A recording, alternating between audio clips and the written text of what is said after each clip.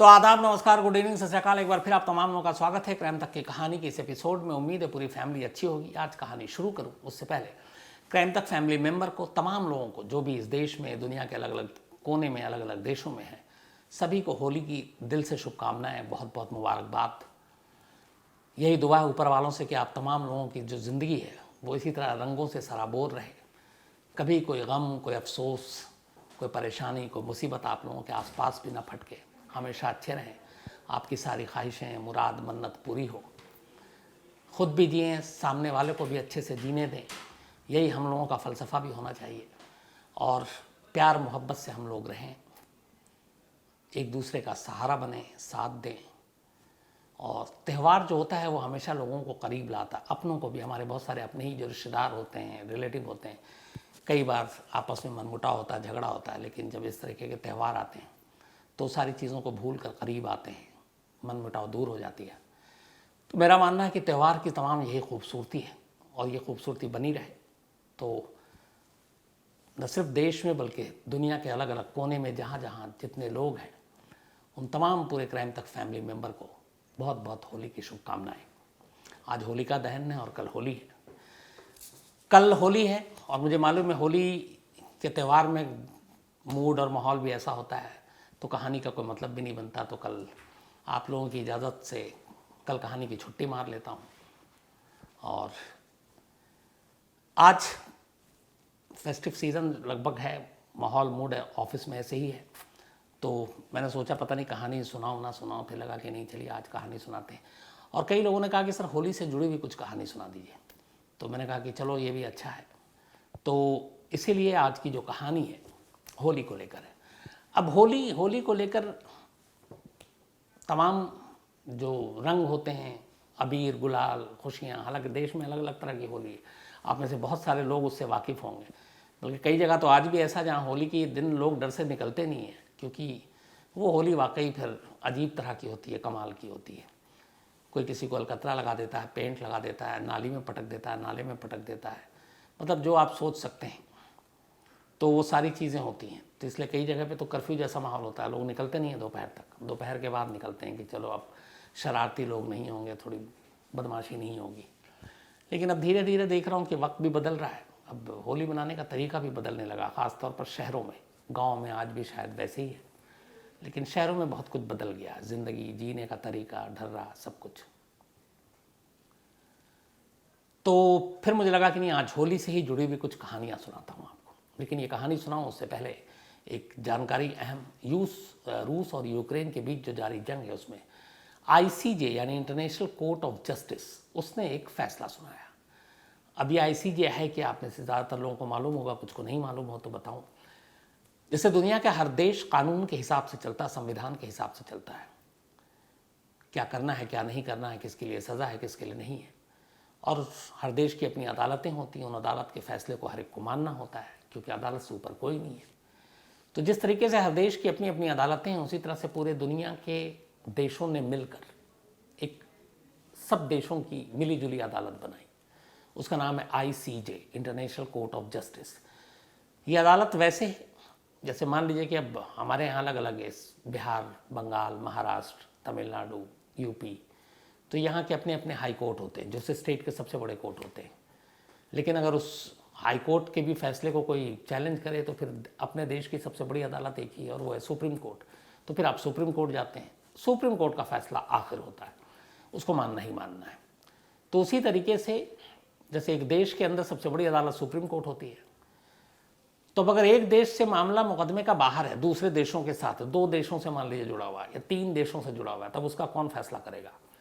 For example, अगर मान लीजिए इंडिया पाकिस्तान में एक झगड़ा हुआ है, अब दोनों जगह कानूनी लड़ाई चल रही है, सुप्रीम कोर्ट ने भी एक फैसला सुना दिया, पाकिस्तान के सुप्रीम कोर्ट ने भी सुना दिया, अब कौन उस फैसले को मानेगा। तो इसी के लिए बनाया गया एक इंटरनेशनल कोर्ट, जिसमें हर देश मेंबर है और कहा गया कि इसका फैसला हर एक को मानना पड़ेगा। तो उसी देश के उस ICJ के तमाम मेंबर हैं। कुलभूषण जाधव का केस याद होगा आपको, ICJ में ही गया हुआ है। तो इसी इंटरनेशनल कोर्ट ऑफ जस्टिस ने रूस और यूक्रेन के जंग के बीच मामले की सुनवाई की और 15 में से करीब 13 जजों ने ये फौरन आदेश दिया रूस को कि वो जंग रोके। अब इस फैसले को मानना तो पड़ेगा, लेकिन आईसीजे का इतिहास ये है कि कैसे मनवाएंगे आप, क्योंकि बहुत सारे टेढ़े मेढ़ी चीज़ें भी हैं। एक जो दुनिया के यूएन काउंसिल के जो परमानेंट मेंबर होते हैं, स्थायी मेंबर, उनके पास वीटो का अधिकार होता है। वीटो मतलब आपने कोई फैसला सुना, हमने पलट दिया। चीन कई बार आईसीजे के फैसले पर वीटो का इस्तेमाल कर चुका है। अब सेम रूस भी है, रूस भी मेंबर है परमानेंट और उसके पास भी वीटो का राइट है। तो इस आईसीजे के फैसले को रूस मान के जंग रोक दे या फिर वीटो का इस्तेमाल करके इस फैसले को ही पलट दे, क्या होगा मालूम नहीं। लेकिन आईसीजे के इस फैसले से ही सिर्फ जंग रुक जाए ऐसा मुझे लगता नहीं है, क्योंकि इतिहास और पास देखकर आईसीजे के फैसले को। लेकिन कम से कम आईसीजे ने अपना फैसला सुना है। आप देखिए आगे क्या होता है। बातचीत चल रही है, ये भी खबर आ रही है कि रूस और यूक्रेन के बीच समझौते का एक मसौदा भी तैयार हो रहा है। तो दुआ यही है कि ये सब कुछ शांत हो जाए, जंग रुक जाए। अब आते हैं आपकी आज की अपनी कहानी के ऊपर। खासतौर पर देश में, अपने हिंदुस्तान में शायद ही कोई ऐसा कोना हो जहां होली ना मनाई जाती हो, रंग न खेले जाते हो। लेकिन अंधविश्वास, श्राप और कुछ डर, दहशत, खौफ, ये वो सारी चीज़ें हैं जिसकी वजह से इस देश के कुछ इलाके ऐसे हैं जहां होली नहीं मनाई जाती। यहाँ पे होली मनाने में लोग डरते हैं। अब आज के इस साइंस और टेक्नोलॉजी के ज़माने में भी अगर कोई श्राप या फिर वैसी चीज़ों पे बिलीव करे तो अजीब लगता है, लेकिन ये फैक्ट है। झारखंड में एक गांव है, इस गांव का नाम है दुर्गापुर। 100 साल से ऊपर हो गए, 100 ईयर्स, मोर देन 100 ईयर्स। आज भी दुर्गापुर के इस गांव में लोग होली नहीं खेलते, न होली मनाते हैं। और इसकी वजह है इस गांव से जुड़ी हुई कुछ पुरानी चीज़ें। इस दुर्गापुर गांव में करीब 100 साल पहले राजा रजवाड़ों का राज हुआ करता था और एक राजा थे दुर्गा प्रसाद। हालांकि इस दुर्गापुर गांव की आबादी आज करीब 12-13 हज़ार से ज़्यादा नहीं है टोटल, शायद 12,000 या 13,000 लोग ही रहते हैं इस गांव में। तो 100 साल पहले इस दुर्गापुर गांव में और उसके आसपास के इलाके में एक राजा हुआ करते थे जिनका नाम था दुर्गा प्रसाद। वो होली बड़े शौक से मनाते थे और होली के दिन दुर्गा प्रसाद, राजा दुर्गा प्रसाद की तरफ से बहुत बड़ा आयोजन हुआ करता था। लोग रंगों में सराबोर हुआ करते थे।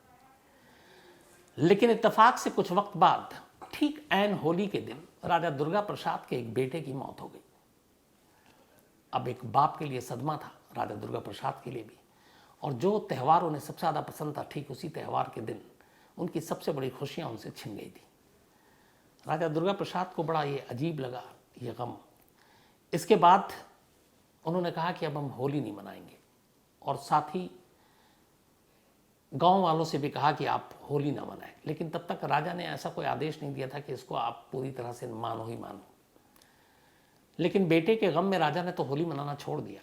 उसके बाद अगले साल से हुआ कि ठीक बाकी लोग जब होली मना रहे थे तो गांव में होली के जस्ट बाद कभी कोई अजीब सी महामारी फैल जाती, कभी सूखा पड़ जाता, अकाल पड़ जाता। राजा को लगा ये सब कुछ होली की वजह से, क्योंकि होली के दिन उनके बेटे की मौत, होली के फौरन बाद अकाल का लगातार पड़ना कई सालों तक, होली के बाद किसी न किसी नई महामारी का आ जाना। तो राजा को ये लगा कि इस महामारी, मौत, अकाल, सूखा, इन सब के पीछे कहीं ना कहीं होली कोई वजह है। अब सवाल जवाब कौन करे राजा साहब से। लेकिन राजा दुर्गा प्रसाद ने फिर ऐलान किया, और शाही ऐलान था, कि इन तमाम महामारियों और सारी चीज़ों को देखते हुए अब गाँव के लोग होली नहीं मनाएंगे, ना होली खेलेंगे। अब राजा का फरमान था, प्रजा को मानना ही था। प्रजा ने मानना शुरू किया। लेकिन इत्तेफाक से इस फरमान के 2-3 साल के बाद ही राजा दुर्गा प्रसाद की भी मौत हो गई। और इत्तेफाक से ठीक होली के दिन, राजा दुर्गा प्रसाद के बेटे की मौत। होली के दिन खुद राजा दुर्गा प्रसाद, जब उन्होंने कहा होली नहीं मनाएंगे, उनकी मौत। और होली के दिन के अगले दिन से ही महामारी, सूखा, अकाल फैलना, ये सारी चीज़ें लोगों के दिमाग में घर कर गई। और दुर्गापुर के बाशिंदों ने ये सोचा कि कहीं ना कहीं इस होली से जुड़ी हुई ये सारी चीज़ें और श्राप हैं।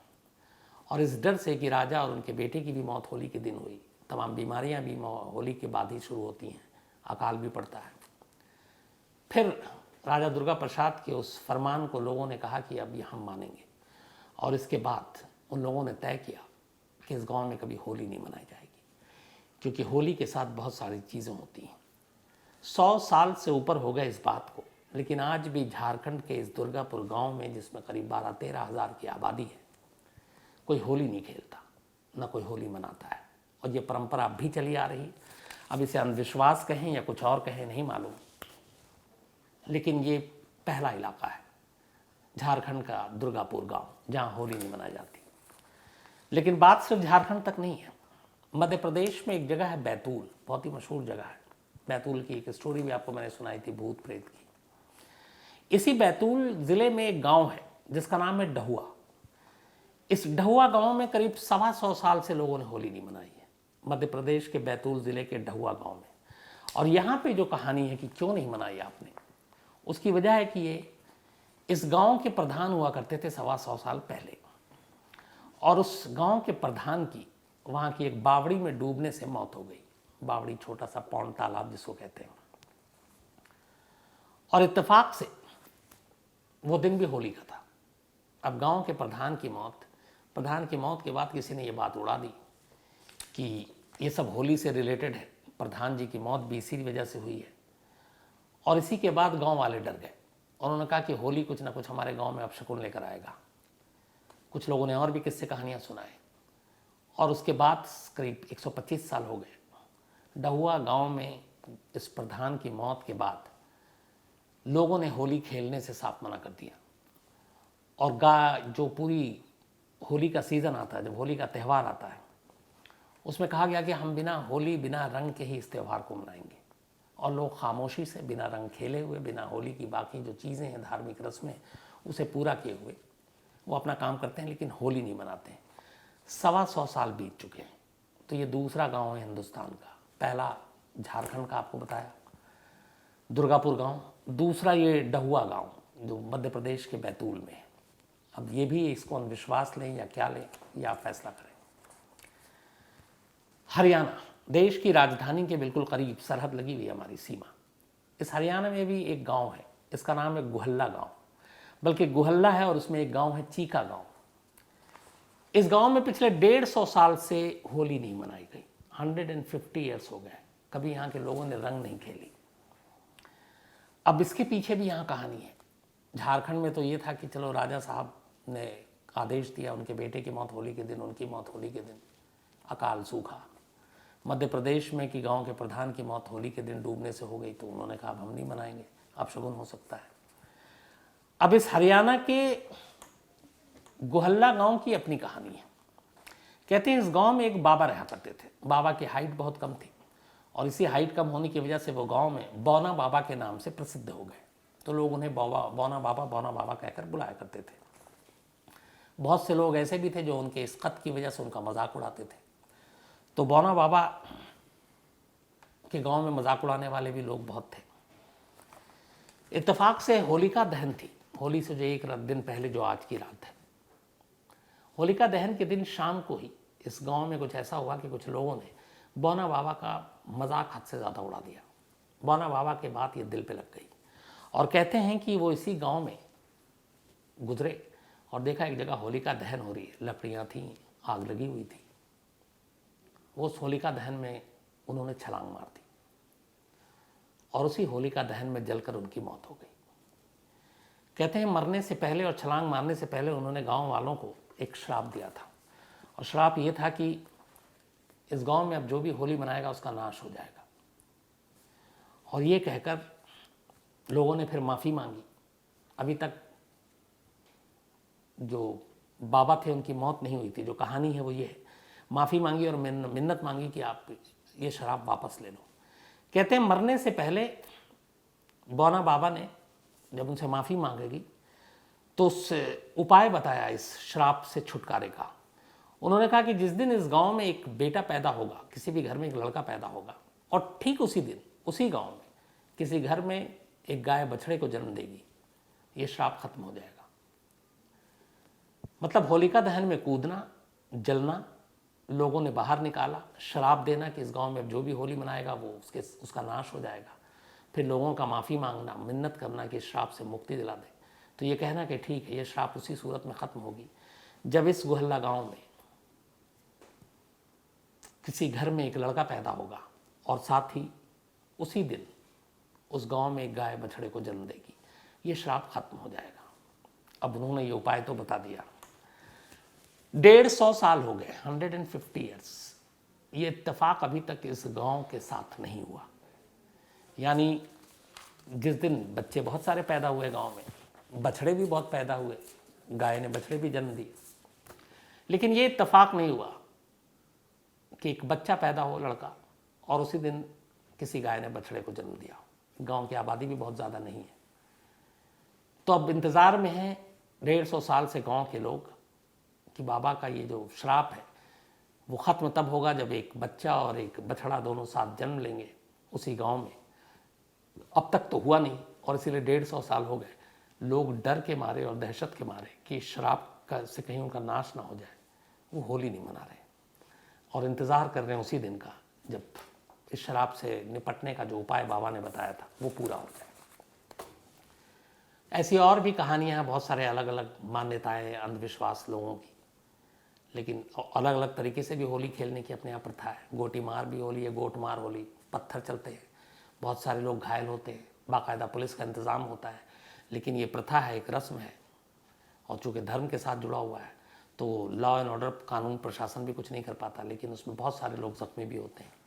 तो अलग अलग इलाके, अलग अलग तरीका, अलग अलग होली खेलने का, और ये खूबसूरती है हमारे देश की कि हम अलग अलग तरीके से कैसे त्यौहार मनाते हैं।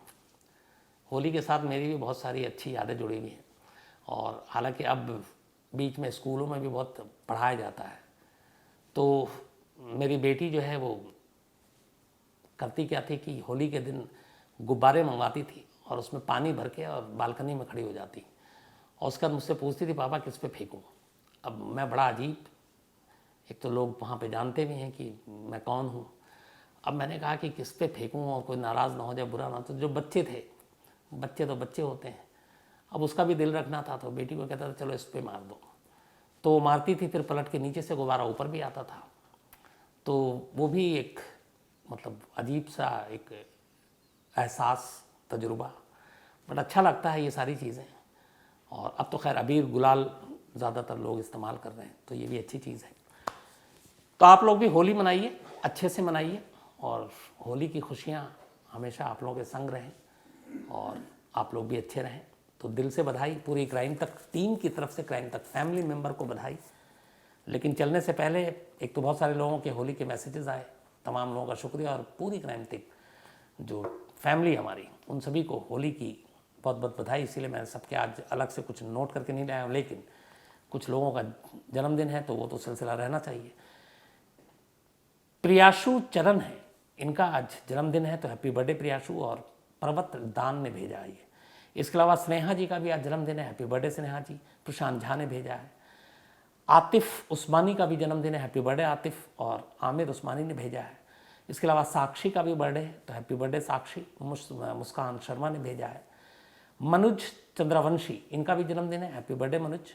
और विनीत शिवपुरिया ने भेजा है। इसके अलावा नंदिनी ठनकी, इनकी मम्मी का बर्थडे है। इन्होंने अपनी मम्मी का नाम नहीं लिखा है नंदिनी आपने, लेकिन कोई नहीं, आपकी मम्मी को भी जन्मदिन की बहुत बहुत बधाई पूरी क्राइम तक फैमिली की तरफ से।